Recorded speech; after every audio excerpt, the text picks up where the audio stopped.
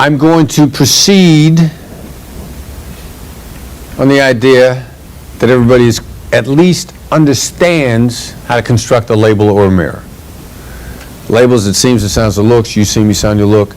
A mirror is a repetition of the last 1 to 3 words-ish, or specific selection. Once you get good at the last 1 to 3 words, you start picking 1 to 3 words out of different portions of the conversation in a mirror. So everybody's going to pick 2 things they're passionate about. Everybody's going to pick 2 things they're passionate about. It doesn't matter what those things are. They could be food. They could be dogs. They could be bunny rabbits. I know you're passionate about bunny rabbits. Doesn't matter what those 2 things are. You will pair up with someone next to you. One of you will be the talker, the other person will be the negotiator. The negotiator is asked 2 what questions? What are you passionate about? I'm passionate about puppies. What about puppies makes you passionate? That's your second what question. Every response from the negotiator from that point on is a label or a mirror only. It's not, oh, I had puppies growing up. I set it on fire. You know, whatever you did when you were a kid. No sharing of common experiences, because that's not a label or a mirror. And then when we pair you up and you start out, one of you is a negotiator and the other is a talker, stay in role until we ask you to switch out. If someone is not particularly comfortable with the skills yet and they say, okay, I did this long enough, now let's talk about your passion. Now, we don't want you to doing that. We have a very specific sequence going here. These are our reps. How many reps to get a skill? 63. These are our reps. This is a low stakes practice. This is a no stakes practice. Small stakes practice for high stakes results. Here's what it'll look like. Brandon's going to be the negotiator, and Derek is going to be the talker. So at the beginning, you're going to be able to ask 2 questions to get you started, and from there forward is going to be only labels and mirrors. So after you label 4, after I have done 4 or 5 labels with Derek, then we will start pointing to people in the room to continue the conversation with Derek. So once you get pointed at, you got to come up with a label or mirror. A great way to get picked is to look away. All right, so 2 questions at the very beginning. First question, what's your passion? Coaching basketball. Coaching basketball. And then second question, what about coaching basketball makes you passionate? It provides me an opportunity with providing a positive male role model in the lives of guys that don't have it. Guys that don't have it? Yeah, the community that I coached in a couple of years ago was an immigrant community, single parent homes, mostly led by women. A lot of times the guys that were on my team were the oldest male in the house, so a lot of responsibility had been thrust upon them. And as a result, some of them straight off the straight and narrow, unless they were provided an opportunity to participate in organized sports. That's where I came in. It sounds like in a lot of ways these kids are kind of missing out on life. Yeah, I think so. I mean, I was in their spot, so to speak, when I was coming up. I grew up in a house that didn't have a father. In fact, he could walk through those doors right now, and I wouldn't know it was him. That's how early in my life that he left. So I was raised by a mother who had a heart of gold, and she worked very hard, but she couldn't provide me with that male influence that I needed. But by the grace of God, I could have gone elsewhere. Sounds like you learned how to be pretty self-sufficient at an early age. I had to. You had to grow up fast. And the things that were out there that snatched me off the streets, figuratively speaking, have been multiplied tenfold now with these guys. So I know that they're either going to wind up dead, they're going to wind up incarcerated, or they're going to wind up like the next Shirley. Sounds like you really feel for the fact that what they're missing out on really isn't any fault of their own. It's not. And so for the 2 hours that I get them every day between the months of November and March, it provides me with an opportunity to provide them with some life skills that'll make them better men, because I think as a male adult, it's incumbent upon me to do that. Label or mirror? Label or mirror? I want you to say it looks like, it seems like, it sounds like, and then give me what it looks like, seems like, sounds like. Intuitively, you know what to say. Now I want to make you say it. It looks like this is really important to you. Yeah, it is important to me. Let's face it. These guys are going to get their life lessons from somewhere. And if they're not getting it from me, they're going to get it from somebody in the streets. And then the people in the streets are usually going to send them in the wrong direction. Label or mirror? Mirror. Wrong direction? Into the mic. Wrong direction? Yeah, so I mentioned earlier they could wind up incarcerated or they could wind up like Shirley, and as an adult, again, my job is to make sure that nobody else becomes a Shirley. Label or mirror? It sounds like Shirley's important to you. I wasn't following that part. I had a legitimate question. What do you mean when you say Shirley? I didn't ask you to ask a question. I want you to label or mirror. Any question that you can ask can sound like a mirror. Shirley? Great. Yeah, Shirley was a young lady I met. She was 7 years old at the time that I met her. And Shirley was a crack baby, which means when her mother was pregnant, she was continuing to ingest cocaine. Shirley was born addicted to cocaine. And she had the requisite behavioral and cognitive issues that a baby addicted to cocaine would. So she was way behind in her development. They put her into foster care because the mother was not obviously competent to raise the child. So Shirley was put into foster care, and that's when I met her. Label or mirror?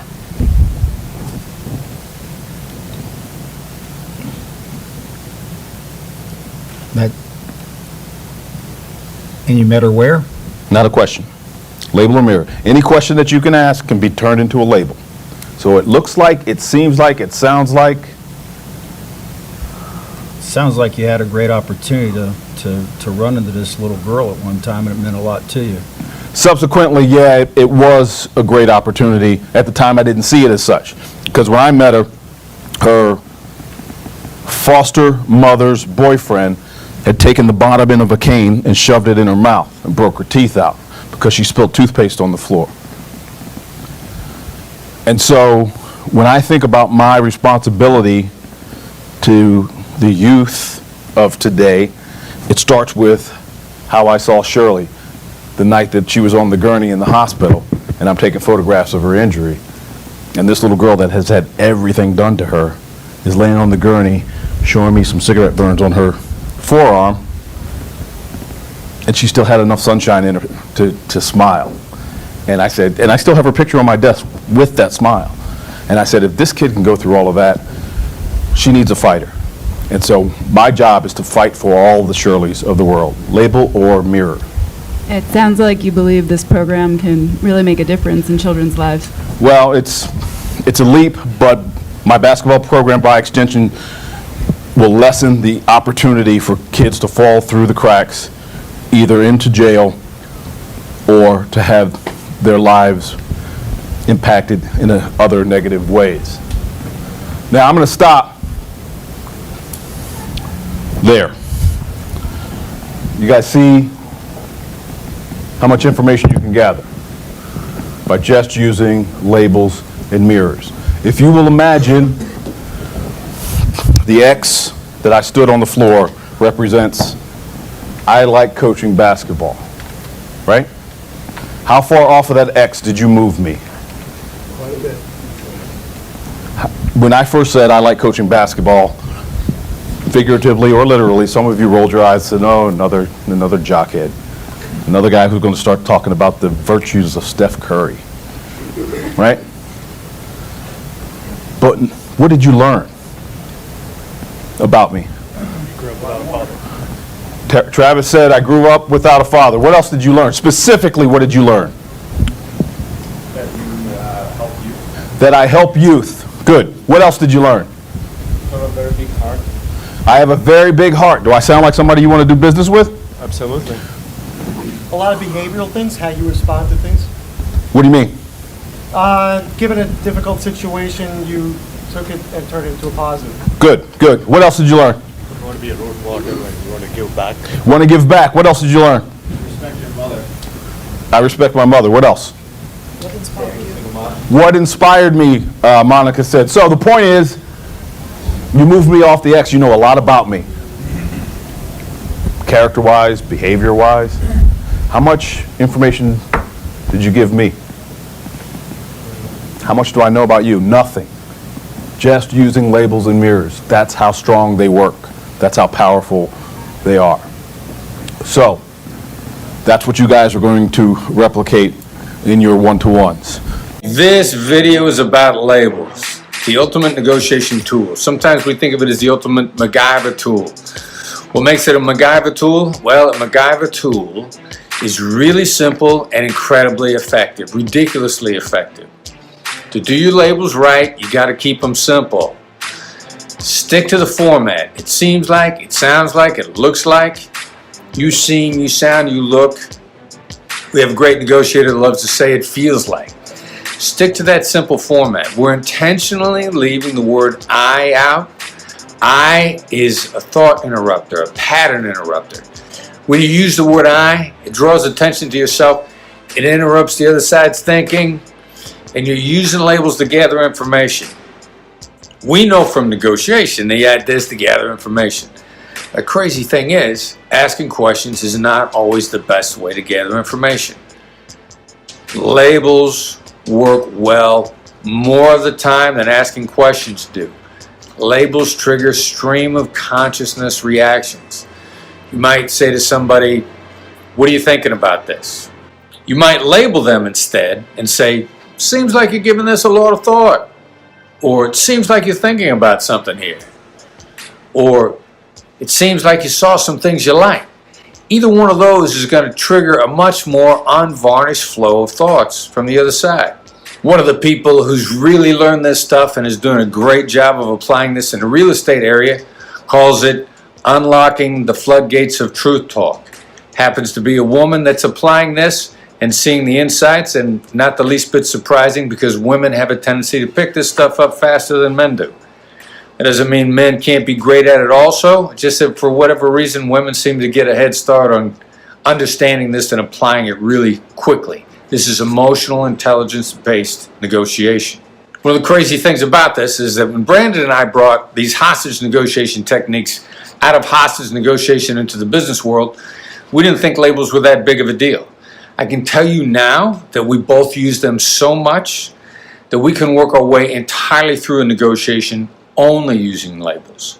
When you get good at them, you respect their simplicity, and you apply them, you can use them all over the place. One of the main things that makes labels incredibly versatile is the fact that all three types like them a lot. We've done a lot of polling. We've got a lot of reason to believe that the world pretty much breaks up into three types: assertives, analysts, and accommodators, across the board, regardless of gender or ethnicity. We probably polled at least 2,000 people in this regard. We got a fair amount of data. And in polling all these people, and in different classes we've taught, we frequently run exercises where we ask them, of the 9 negotiation skills, which skills would you most prefer your counterpart use with you in order to make a great deal with you? All three types pick labels as number 1 or number 2. So while you're still trying to get a feel for the other side and draw a beat on what type they are, labels will always be your highest percentage shot at the very beginning when you're proceeding. And then if you find out that they resonate really well with labels, you just simply stick to them. It's your safest bet, and the way you go from being barely good enough to get by to being a superstar is just by increasing your odds a little bit at a time.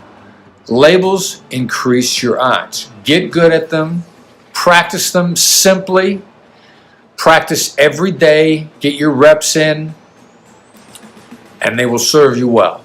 How much practice should you get in? An hour a day. Make an hour label hour. Label at noon. Label over lunch. Label from 7 to 8 every day, whatever time it is. Get your practice in. Make a cheat sheet of labels. Keep it by your phone. Your cheat sheet should especially include labels of negative dynamics. Fill in a blank. It seems like you hate X. It seems like you dislike X. It seems like X is a problem for you. Have those fill in a blank labels by your phone. Have them ready. They will serve you well. You know that in each culture is different. Now that we have one of our members that is from London, it's different. They make jokes, and sometimes for us it's difficult to understand those jokes. Mm-hmm. You know, because for them are really funny, and for us they may sound a bit rude. So I would like to know, like, how does this work on culture and language and countries and Right. So this is taught in hostage negotiation around the world. So these skills work no matter what culture you're in, no matter what language you're speaking. I will add a caveat to that, because sometimes when you're in a different language, the wording might not translate exactly the same. So you have to work a little bit to make sure that you're conveying the same message that we're saying in English.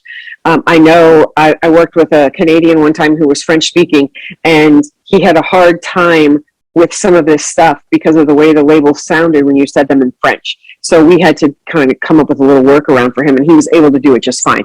But hostage negotiators all over the world use this stuff with great success. They use it on anybody. And the reason why it works that way is because we're dealing with human behavior and emotions. So it's the human nature response that we're speaking to when we use these skills. So if you are coming across the right way, if you are coming across with the proper tone of voice, and you're using the skills as we describe them to you, you shouldn't have an issue with it. Now, there are some things, and when we get to accusation audit, you'll see what I'm saying, but you do a list of accusations audit at the beginning of a conversation. Yeah, I mean, to Sandy's point of being able to kind of stop inappropriate jokes, right? Whether that's gender bias, because I saw that in the chat, Lisa said too. Whether they're gender bias jokes, inappropriate cultural jokes, right? That people think are okay, right? That's kind of why this label is great. You can use it for several different things, right? If someone's making a joke, an inappropriate joke about your culture, you can say, it seems like you think it's okay to joke in that way, right? Or it seems like you thought that was an appropriate joke to use with me, right? And it gets them to stop, and then they have to report for their behavior, essentially. One that works a lot too is my favorite go-to label, seems like you have a reason for. So you can go with, seems like you have a reason for thinking that. Seems like you have a reason for saying that. Seems like you have a reason for feeling that way. Or if someone asks you a question that you're not really sure you want to answer, because people do ask lousy questions, and you want to make sure you know where this is going before you give an answer, you can say, it seems like you have a reason for asking that. And they'll explain to you why they're asking, and then you'll know exactly where to go, and it'll save you time in the long run. But that seems like you have a reason for label also works with the inappropriate behavior, especially when you're just kind of creating the thought pattern interrupt, because if you say to someone, if they've said something off color or inappropriate to you, or tried to take the conversation in a direction you don't want it to go, and you say, seems like you have a reason for saying that, and you just go silent and then let them think about what they just said. And I've had this happen before where they realize it and then they say, oh, I'm so sorry. And then they realize how they've kind of stepped over a line, and they will back off of it. And it's better for them to get the hint from you and back off of it so that you don't have to go to that very assertive, pushy label, you know, like when you completely address the behavior. It seems like you think it's okay to call me that or to refer to me that way, because that's more assertive. So the seems like you have a reason for is a great one to kind of fall on in almost any situation, because you just put that verb in there, looking, feeling, saying, whatever it is, and it'll work with that label. So is there anything in the chat that we need to address? Nope, I think we're just chatting in the chat, so. Okay. Great. That's where that chatting is supposed to happen. Yep. All right. So we have labels. We talked about labels, how you use them, but why? Okay, why labels? Why are they one of the fabulous five for us? They play to our intuitive strength. Women are really good at picking up on the underlying dynamics of a conversation. You're much better at discerning the why behind. Part of that is because women are good listeners. So you can listen and you can get sometimes a double meaning from things. And this is why women sometimes, when you're in a conversation, you know when it starts going off the rails sooner than other people in the room, because you're able to see those dynamics and how things are going. And, you know, I blame some of that for how women have been treated all through the years, but you see when the car starts going down the wrong road. Okay, that's a horrible thing to say, because don't we always yell about men for never asking directions? I just use that. It almost sounded like a pun. But you just have an ability as a woman to observe and get the feeling for those dynamics that are underneath the situation that's happening. So that's why labels really do play to us, because we can label that dynamic that someone else in the room might not be able to see. This also allows you, when you use a label, to take that deep dive. Okay, you can deep dive down into someone's psyche, and it doesn't feel as intrusive. So this allows some space in the conversation that keeps the other side at ease. And Davey, if you want to speak to that, because because here's the thing, labels, anytime you have a question in your mind, you can turn it into a label. And that's kind of what we recommend doing, actually, is because a lot of people can feel threatened by questions. And they feel like, oh, you're interrogating me. Like, have you ever gotten that, right? Like, oh, am I in an interrogation? You're like, no, that's called a conversation. But the thing is, you can just you can label instead. And that's a really great way of, no one's going to be like, oh, I'm in an interrogation.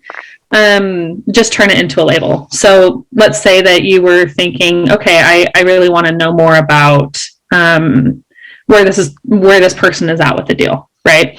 So you're thinking, okay, I want to ask them, okay, how long do you think it's going to take to talk to your team about this, right? You can say, it seems like there's kind of a process to talk to your team about this. Like, it might take a couple of weeks. And then they end up telling you everything that you wanted to know. But exactly. they're still at ease because you're not asking them a question. And this does speak to being able to get information from the other side without feeling like, when you're interrogating them, 2, you come across as threatening, or 3, you come across with that mom feeling, you know what I mean? That, like, your mother, why did you do this? Where are you going? What's happening? You know what I mean? So you don't want people to feel that from you. So you can get information by using a label instead of a question, which is how we gather the information, just like Davey said, and you don't come across as threatening in any way.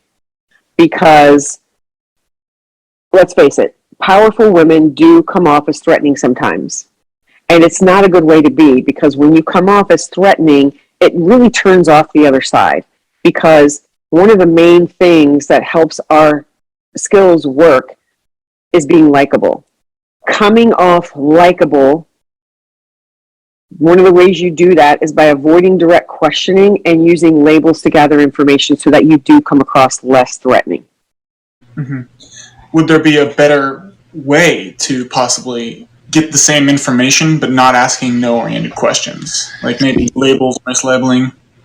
All right, so what was the question again? So I'm asking, if I were to ask, is it true, yada, yada, yada, would there be a better way rather than just no-orienting it?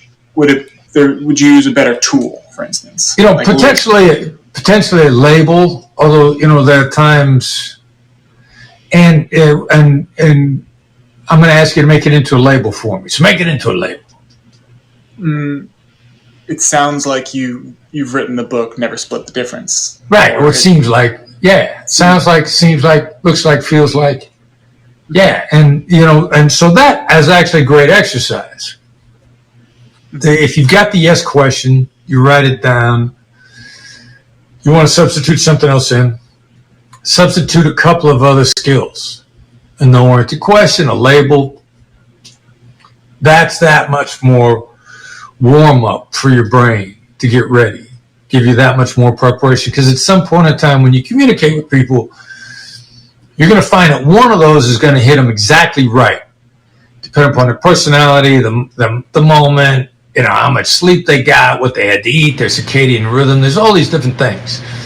One of those skills is going to hit their brain exactly right, and it's going to really unlock a truthful response. The floodgates of truth talk, is one of our clients once said. So I like your thinking, man. You're showing some agility in your thought. Very good. Very impressed. I tried to come up with as many questions as I could last night, and this is the only one I really could that was really strong. But all right, good. Yeah. Anyway. All right, good. We're gonna move on. Thank you for joining. I appreciate you. We have a lovely parting gift for you. You should subscribe to the Edge. All right, thanks, man. Nice talking to you. It was a lot of fun. What were you talking? Who was the talker? I was the talker. What was your passion? Skiing. Skiing, awesome. Did he label and mirror? He labeled a lot. Labeled a lot? Yep. Did he mirror? Yes, once or twice. Okay, mostly labels, cool. Mostly labels. Did he come out of the labels? Did he ever do anything wrong? There was one time where I think he said it feels like. That kind of tripped me up in in the pattern there. But for the most part, it was pretty solid and got me off the X, if you will. How was it for you? Felt very natural. I didn't feel like anything. I didn't feel like it was artificial. Awesome. Okay. And all right, so the labeling and mirroring, I don't know how much practice, how much opportunity you've had to practice up to now. I don't know how many reps you've gotten in. I get a sense from what you were telling me before. You've been applying a book, so you've probably been labeling and mirroring some. Yeah, that's accurate. How was how was the exercise? It was good. It really felt like a natural flow of a conversation with, somebody tells you something about themselves and then suddenly he's off and running into way different. It's not about skiing. It's not at all about skiing. What did it become? Well, if I go to the deep dive, right, he's trying to develop that camaraderie he developed through skiing that he didn't get from team sports, where he could be individual, but he could be with friends, where he developed lifelong relationships. And now he's at a point in his life where that's once a year. He wants to be able to develop that in a community he lives in. Okay, now how long were thank you. How long were we in the exercise, roughly?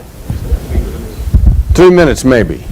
Now, based on what you just heard about these two gentlemen, this gentleman right here, how many of his core values as a human being and as a businessman do you know? Lifelong relationships, camaraderie, team player, a critical part of his life. So these quickly uncover issues in very short periods of time that drive relationships, which means friendships and business relationships, yes? And, I did a keynote with the Apollo Private Equity Group just a couple of days ago here in town. And they were like, well, can't you still go play golf? And I said, all right, so you guys go play golf together for what? To find out what we just found out in the last 3 minutes. Only instead of being on a golf course for 8 hours, it took 3 minutes here. So this is why, and some of you are discovering this already, this is why your professions accelerate. You begin to dial into people very quickly. And you create a great relationship between the two of you, and it takes 3 minutes. Now I got to tell you something, every single time that Brandon and Derek do the exercise in front of the group, I learn more about Derek. And I've known Derek since 2001. Is that when we first met, probably, roughly? And I'm learning more about him every time. Thank goodness Brandon's good at this stuff. Huh? So this is how it's applied. And those of you who are still getting your reps in to get over your awkwardness, you heard a gentleman here describe what it was like to be labeled in an environment where he knows he's being labeled in an exercise, in a room, at a seminar. And he said it was natural, it was comfortable, it was fine. If you have any misgivings about these skills at all, This environment should tell you when your counterpart is completely good with it and they know you're using techniques on them. You will never encounter a person that you're talking to that's more aware of the fact that techniques are being deployed on them in the moment and everybody here is okay with it. So it's not that you're using a technique, it's what your objective is, to create a better relationship. You should never be concerned about whether or not they don't like the techniques. If somebody on the other side doesn't like the techniques, it's not because the techniques have shortcomings, it's telling you that there's a pretty good chance this is someone you don't want to do business with. If someone is openly telling you they do not want to collaborate with you, what are they telling you? If I'm communicating to you, I don't want you to know about me. Back here, we had a comment, they don't trust you. They don't trust you. Yeah. All right, so there's an interesting thing too. Now, if they don't want you to know these things, now your further diagnosis is uncover what the trust issues are. Now, maybe you're never going to get past it, but that's a great observation. It's a trust issue, and the flip side of that might be that once this person trusts me, they trust so fully and so completely, that's why they're so defensive. So how hard is it going to be to get on the other side of that wall? All right. So ghosting is a problem, but I think one of the worst problems, especially whether it's sales or deal making, which is what I'm in, stay in touch, right? The prospect, the other party, they want you to stay in touch. You don't stay in touch enough, you become forgotten. If you stay in touch too closely, you are annoying. Any suggestions on tactfully or tactically staying in touch and making sure you're moving the needle with them? Yeah, so their last words to you is stay in touch. What's the prompt here?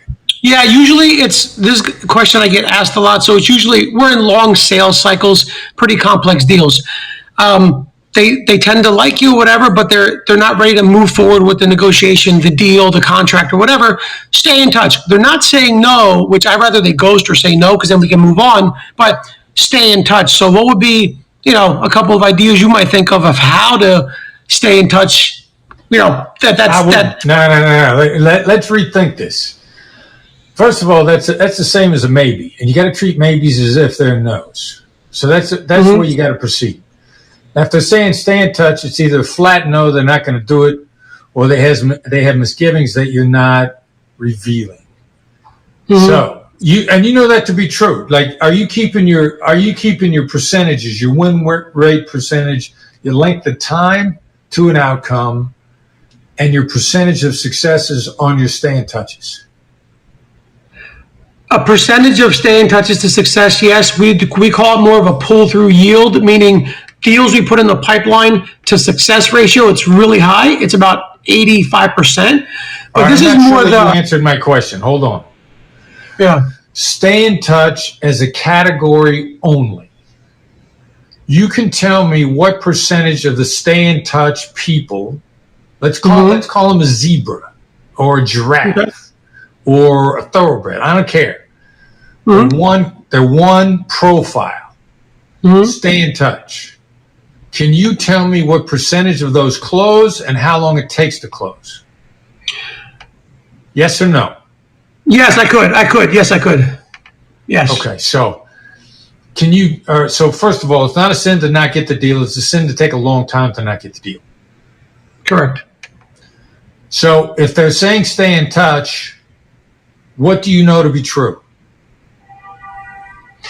That they're not saying no, they're somewhat amenable to terms, but whether it's timing or pressure or something on their side that's not motivating them to be enough to turn the dial to let's sign the retainer.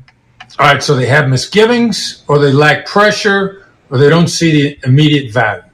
Nobody says stay in touch on something that they see immediate value to.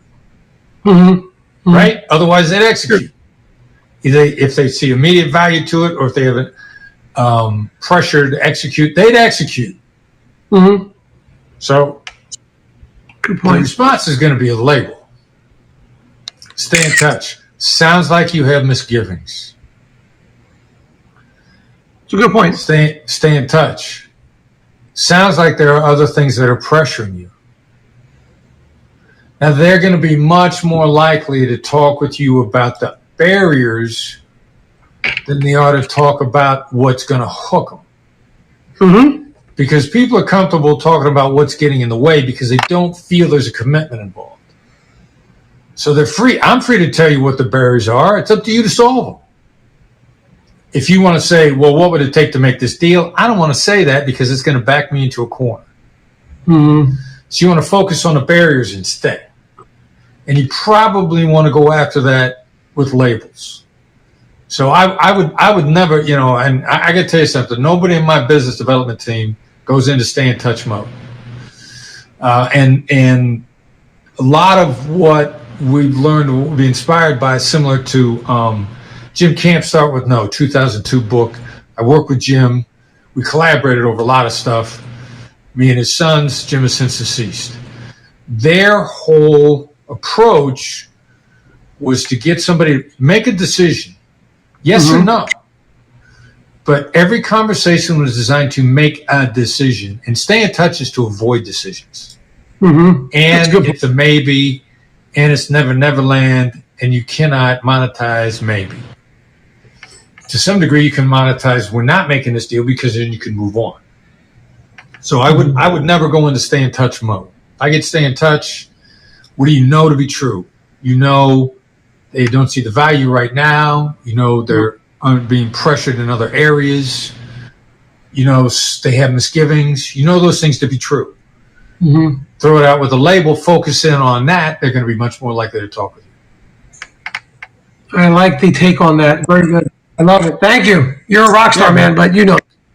That was a great question. Thank you very much for the question. Thank you. Pleasure. So when you're labeling, one of the things that we like to talk about is how you label in response to some kind of inappropriate or patronizing behavior. So the first thing you're going to do, if it's appropriate, is redirect the conversation. So this is when the behavior that's coming at you is kind of putting things off track, but it's not offensive and it's not affecting the long-term relationship. So, sometimes you can kind of let it slide. Sometimes you shouldn't. It's what you want to do here is, in a normal label, you're going to ignore the comment and put the conversation kind of back on track. So you're going to say something like, seems like you want to get the best deal here, and refocus them. Seems like your team is important to you. Refocus back to what you're talking about. Okay. This is just when it feels like the focus of the conversation is actually in the wrong place. So you want to make sure you gear it back in the right direction, but you don't want to come out and say something off-putting to the other side, because that's not going to help you at all. So you just refocus a little bit by using that label. The next one is going to be a thought pattern interrupt. This is when the behavior needs to stop. So whatever is happening, it feels like the focus of the negotiation or conversation is turning to you rather than the actual negotiation. So it's disruptive to whatever's happening, and it can be affecting the whole deal. So when you're getting this far, and when it is behavior that needs to stop, it is going to damage the future relationship if you don't take care of it. So what you want to say then is, it seems like you're not interested in whatever, bringing them back on focus a little bit. This makes them consider, hopefully, that the behavior that they're doing may be negatively affecting things that are going on, and you want to make sure you point that out. So behavior needs to stop. So the last one that we talk about, and David, please interrupt me if somebody puts something in the chat that we want to talk about, and if you want to add anything, please just pipe up there. Anybody. The last one is what we call a confronting label. This is very assertive, so you want to be careful when you use it, but this is when the behavior needs to stop and be addressed. So remember, redirecting, you're just labeling before it gets off track. When you're creating the thought pattern interrupt, the behavior needs to stop. So you're gearing them another way to stop whatever the behavior is that they've now suddenly gotten into. The confronting label is when maybe those other two labels haven't worked, or maybe it's just gone off course really quickly. So you want to use that confronting label and label what's happening and address it at the same time. So this comes about a lot of times when people take the liberty to call you cute little names like honey and sweetie.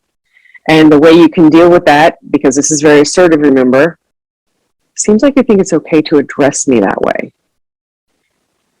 So this is when that behavior makes you feel like you need to put walls up against the other side. And I'm sure everyone on this call at one point or another has been in some kind of conversation where all of a sudden you feel like, whoa, this is not going where I want it to go. This needs to stop. This is when this label is going to come in handy. When you address that actual behavior, calling you honey or calling you sweetie, and force them to face up to it. And Davey, I want you to talk a little bit about this because you have some interesting stories about dealing with behavior like this. Yeah, absolutely. I know. Sandy's gonna call me a few times. I just have I have negative patience for being called names or being mansplained to, or like I just have absolutely no patience for it. So the idea behind, just to kind of reiterate a couple of things that Sandy has said, the idea behind a label is it's a verbal observation, right? And so frequently how you use a label is in information gathering. When you're wanting someone to talk, to continue on. But what it does is that it really guides a conversation. So you're able to express, you can use it to express understanding, right? Because you say like, it seems like something that I've said has upset you. You can use it to express understanding in that way. But a lot of times, and what we're talking about right here is essentially guiding a conversation, right? That's what a label can be used for, is really guiding where it's going. And so a lot of times when people are talking to us in a certain way, oftentimes because we're a woman, then what we can do is use a label to redirect the whole conversation. So Sandy was using an example of kind of like different layers, right? Of, okay, do we just want to redirect it? Or is it more, do we need to be more assertive about this? So, so the redirect the conversation, you just can say something about the deal, something about what you're talking about. So along the lines of, it seems like you're really interested in what's a good example? It seems like you're really interested, well, because we have a few here that I really liked, of what people were, like different fields that people are in, and what we're hoping to gain. So for example, influencing people to join a team, right? It seems like you're really looking for a team that makes sure that they value you, right? You might say something like that. And that'll just help keep the conversation where you are wanting it to go. But then the other ones, it's really more about kind of stopping behavior, addressing behavior, is what we're talking about right here, but they can be used in a lot of different ways. Sorry, I just went on for a long time, Sandy. So no, you're fine. Keep going. No. So Davey has become pretty adept at dealing with those ones that confront because behavior needs to stop, and you can't just let it go. You can't just redirect in a like that second layer way when you're causing that thought pattern interrupt to kind of get them, get their attention focused elsewhere. But this is when behavior needs to stop, and you need to point out to them that this is negative behavior that you shouldn't have to put up with. And I remember Brandon talking about a very specific TikTok video. Oh my gosh, we're revealing so much here. I'm like, okay. Alana, we'll get with you in a second. I'm not ignoring you. Just hold on. I promise. Yeah, absolutely. So essentially, this is a way, because I know a lot of you have said too that it's kind of what you're wanting to learn here is how to be tactful, firm, making sure that as a woman, it's like, okay, we know that we're coming in with certain people might have biases, right? But that we really need to learn how to be tactful and still firm. This is a great way to do that. So Sandy already said an example that I think is great for, it seems like you think that's okay to call me that. And tone is everything here, and we'll get to that. But like being able to address that behavior, or like say that a colleague is asking you out, right? And it's like, okay, this is totally not appropriate. But you could say something like, it seems like you think it's appropriate to be talking to me that way. Or it seems like you think that this partnership is really different than what it is. Or, right, so you're just kind of making a verbal observation, but what it does is it stops their brain and makes sure that they now have to deal with the fact that their behavior is impeding progress of the partnership, of the deal, whatever it might be. Going down to Joe, what do you do differently if you're preparing to negotiate with someone that's Black Swan trained? First of all, I'm giddy. I'm excited. I'm never more anxious to negotiate with someone than if I know that they've been trained in Black Swan skills. And it's really for a couple of reasons. Number one, our skills are designed to create collaboration in places where it's really hard to find. It's designed to build trust, respect, and rapport in an instant and create a collaborative environment right on the tail end of that. I'm going to be excited to deal with anybody that approaches negotiation in that fashion because we're going to make a good deal. And then the second part is, if they are in fact Black Swan trained and I'm as familiar with the skills as I am, and as a lot of you are on this call, it's going to be really easy for me to tell if they're trying to manipulate or influence based on how they use the skills. If they're actively using the skills to cultivate, I'm going to be able to tell. If they're actively using the skills to force issues down my throat, or, which I know a lot of us are guilty of, create the how am I supposed to do that moment way before it's necessary, right? We haven't actually collaborated or gathered much intel between each other, but I can feel you walking me up to how am I supposed to do that because you're trying to put me in a bad spot. You want to walk me into that question because you know how effective it is immediately. I'm going to see it coming because I'm familiar with Black Swan skills. And if that's what your intention is, then there's going to be some instant pullback from me. If anything, when I feel that how am I supposed to do that coming, I'm going to fight it. How am I supposed to do that? Sounds like you've thought a lot about this. It sounds like you probably got something in mind that works really well for you, right? If anything, if I find them to be manipulative in the usage of Black Swan skills, I'm going to use the Black Swan skills to punish them. And by punish, I don't mean take advantage or make them feel bad, but let them know they're going to be outdueled, right? You walking me into the how am I supposed to do that moment before you've discovered what my Black Swans are, you're going to feel that if I see your intentions to be manipulative. So that's just something to keep in mind. You know what they're doing if they're trained, right? So you got a huge advantage. If the counterpart's immovable, what do you do when the counterpart takes an immovable stance on one?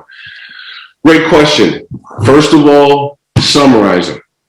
Get it, that's right. If they're immovable, they probably got 5 to 20 reasons as to why that is.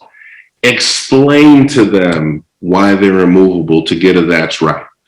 First of all, it's going to loosen them up a little bit because if you do create the oxytocin moment with that's right, they're gonna be much more likely to, well, here's something I didn't offer to you earlier. Here's a thought that you might want.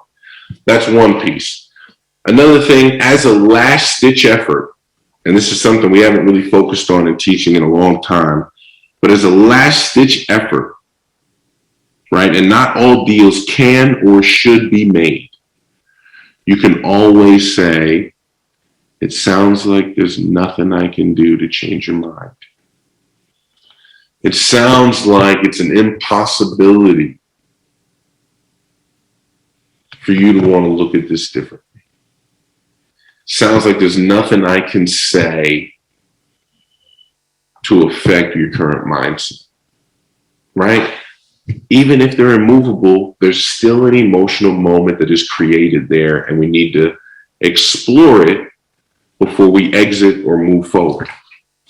And then the last part, accusations, audits, using the skills to tie yourself to having caused the anger or high emotion, simply in the form of, it seems like I really upset you. You know, I think, and this has actually got me thinking about another thing in regards to, we're all guilty of, to a certain extent, slapping someone in the face in a negotiation and then looking at them and going, it seems like you're upset, which is a really, really bad way to label. It's actually extremely insulting to be the direct cause of whatever the crux of their issue is, and then label it as if you're at arm's length. Right? You hit somebody in the knee with a bat and destroy all their ligaments and then go, seems like you're having trouble walking. We never want to do that. And it can inflame the situation much worse, as I'm sure a lot of you could imagine. And so connecting it to, like, it seems like I really hurt you. Seems like I said or did something that really threw you off kilter. Connect yourself to having cause. You can use an iMessage to do so, a label. The choice is yours. And negatives have 3 to 9 times the impact on decision making. Why you won't make a deal with me is 9 times more important than why you will. Isn't that the opposite of all of your coaching in business? What are you supposed to do when you interact with someone in business? You're supposed to give them what? You're supposed to give them a value proposition, right? Isn't your value proposition proposing positives? It's got a third the effectiveness is diffusing the negatives. Labeling negatives does what? All right, so that's what we all feel. He said labeling negatives reinforces the negatives. It's the opposite. Labeling negatives diffuses negatives. Every time, every time, every time, every time, every time. Now, you don't like that for 2 reasons. First of all, you're thinking, well, if it reinforces positives, why doesn't it reinforce negatives? That's just logical. Secondly, you're going to say, oh, no, no, no, it does not. Because every time I've tried to call out a negative, it's blown up in my face. And I had a PR guy once says, never introduce a negative, never introduce a negative. I don't know how many of you remember Richard Nixon when he resigned, but before he resigned, he stood up in front of the American public and said, I'm not a crook. Did Nixon label the negative by saying, I'm not a crook? What did he do? He denied it. That's a 2-millimeter shift. Michael Vick is on a sports show a couple years ago. He's talking about another quarterback. And he starts out by saying, like, look, I don't want to make it sound like I'm disrespectful. And then he made his observation. As soon as he got off the phone, the announcer said, you know what, as soon as somebody says, I don't want to sound disrespectful, the next thing they're going to be is disrespectful. Imagine if instead Vic would have said, I'm sure it's going to sound disrespectful. Here's my opinion. Then he got off the phone and said, you know, that Vic guy's a straight shooter. So the 2-millimeter shift, and why we're so worried about negatives is because we've been used to denying them. You cannot plan a negative with a label. What if I say to you, seems like you don't like me. And at that point in time, you don't have that feeling at all. What's your reaction? No, I like it. You go, oh, yeah, I like you fine. You don't go, oh, now that you mention it, I do dislike you.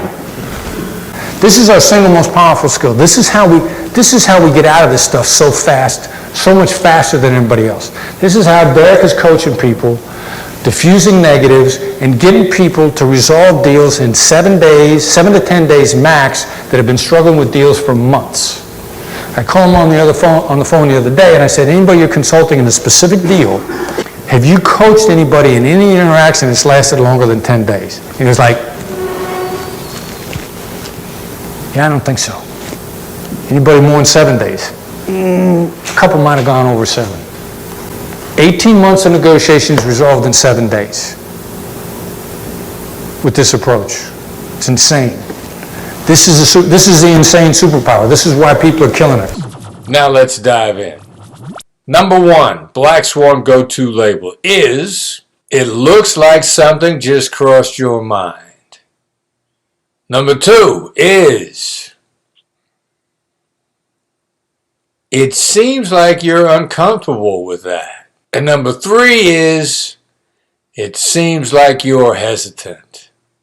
Now, these are broadly categorized into being used for what scientists would call affect shifts. What's an affect shift? Change in body language, change in tone of voice. Somebody looks down, somebody looks up, somebody looks to the side.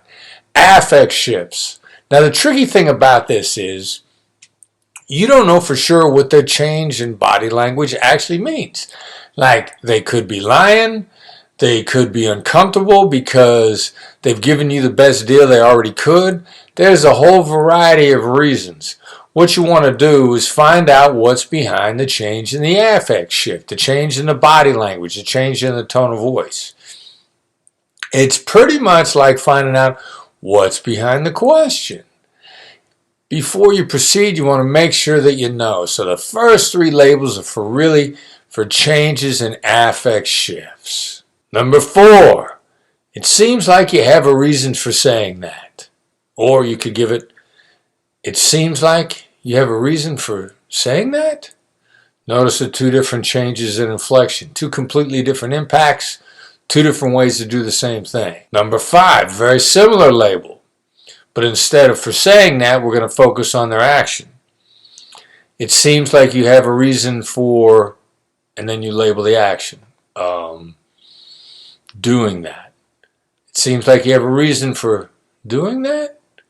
We had a contractor one time talking to a subcontractor says, seems like you have a reason for not finishing the work. Subcontractor didn't finish the work, needs to find out what's going on behind not finishing the work, and so he just hangs a label on the action. Seems like you have a reason for not finishing the work. Now, interestingly enough, any one of these could be mislabels. Mislabels are fine. What did the contractor say when he did what did the subcontractor say when he ended up doing the label, which he was just doing it genuinely? He said, "No, really, I don't." That's one of the magic things about labels. Mislabels can give you more information than maybe the label could have in the first place. So this broad category here, the second category, for our next couple labels we just did was labeling behavior or statements that you're uncertain of or even that you think might be wrong. So here's what I want you to do so you can reach your full potential as a negotiator. First, go to our website, blackswanltd.com. Now, look over here, put your cursor on resources. Put it there, highlight it, go to free ebooks and guides. We're now in resources. Scroll down. You can see 5 negotiation tactics for dealing with difficult people. Download it now. Click on that. Here's a description of what you get with this guide. And it's free. So, yeah, we want your email. We want you to reach your full potential. Put in your first name, your last name, your email address, and click on the stuff that you think is how you can advance, how you're going to get better. You'll be glad you did. Now, back to our video. Now, number 6 is a great label to use at impasse, or when you're at loggerheads, or when you can't get past where the two of you are, and you don't want to make a concession. You shouldn't make concessions. Don't make concessions. Never split the difference. So here's a label to use when you're at impasse. It sounds like there's nothing I can say to get you to change your mind. Or it sounds like there's nothing I could say to get you to change your mind. Now this came up in a negotiation. Wasn't the first label that the person using it used. He'd been labeling for a while. He'd been very interactive. He'd been building rapport, been using tactical empathy. So, of course, situation drives strategy. You're at the end of a negotiation. You're in an impasse after you've made a great deal of really good effort to try to make the deal work. Last-ditch effort to snatch victory from the jaws of defeat. If you've approached with tactical empathy the entire way, it seems like there's nothing I can say to get you to change your mind. What happened in this negotiation? Since it was a genuine effort the entire way, the person on the other side said, no, as a matter of fact, here's what I want. And laid it out and they made the deal. Next, here's a ridiculous one that black swans on our team are using on a regular basis. Very counterintuitive. It's at the opening when someone says to you, how are you today? Of course, it's in a business conversation. They've called you, and they said, how are you today? Here's what the super sharp black swans are saying in return. It sounds like you have a place you want to start. That's crazy, right? Yeah. But if they called you, they got a place they want to start. And how are you today is really they're checking to see whether or not you're prepared to start where they want to start. They put preparation into this conversation. So this really cuts to the chase. 2/3 of the time, actually more than that, the other person is relieved and they jump right into it. You've built rapport, you've jumped to the heart of the matter, they're relieved, you saved a massive amount of time. Now, every now and then, somebody really cares how you are today. They care in general. And when they do, they're going to say, all right, we'll get to that. They're going to be nice and friendly about it. But how are you today? Because they really want to know. Then you can exchange those pleasantries. Most of the time, the exchange of pleasantries is just to see if you're ready to get down to business. You can get down to business and be friendly and build rapport all at once. And this is a great way to do that. So that was number 7. Sounds like you have a place you want to start. Next category for when they say the price is too high. This is our number 8 go-to label. It seems like the value's just not there for you. Or it seems like the value's just not there for you. Notice the first one was a downward declaring tone of voice. And the second one was the upward inquisitive, genuinely curious tone of voice. Same words, land completely differently. Feel free to experiment with both. Look, if the price is not right for them, it ain't about price. It's about what they're getting for the price. Don't cut your price. Pivot into the value conversation. Find out what's going on the other side. Use the label. If it's an effective label, if it's accurate, they're going to tell you that it is. If it's a mislabel, then they're just going to test your price. They're going to pivot back, and you're going to know that too. Either way, you shouldn't be cutting your price. You should be making the deal better. That's one of the ways the black swans do this stuff. Next category. Labels for what we refer to as proof of life. What's proof of life? Is there a deal, and is the deal with you? Those are 2 tricky issues. Number 1, they could be doing due diligence. They're not going to give you the deal. Number 2, they could be looking for free consulting. They're not going to do the deal. Number 3, you're the rabbit. They're looking for you to drive the price down on the favorite. You're the fool in the game. If you don't know who the fool in the game is, it's probably you. How do you deal with this? Proof of life. Is there a deal, and is the deal with you? We got 2 great labels for you to use here. This first one, number 9, is kind of a tricky, different way to tee up your label. Instead of it sounds like, it's going to be, it doesn't seem, or it doesn't sound. It doesn't sound. Notice the difference in the beginning. So, number 9. It doesn't seem like you're ready to make a commitment. Or, it doesn't seem like you're ready to make a commitment to us. Could be done with an upward inflection. It doesn't seem like you're ready to make a commitment to us. It doesn't seem like you're ready to make a commitment. Again, downward and upward inflection. You get a lot of fake negotiations. There's a fair amount of data out there that says that 20% of your opportunities are fake opportunities. Since we've been teaching proof of life to people in the Black Swan method, we found that the numbers are typically much higher than 20%, may go up as high as 80%.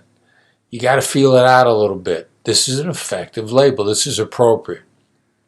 You should be prepared to use this label in the first half hour of the first conversation if you're gaining a sense, based on our methodology and teaching, that you might be the fool in the game.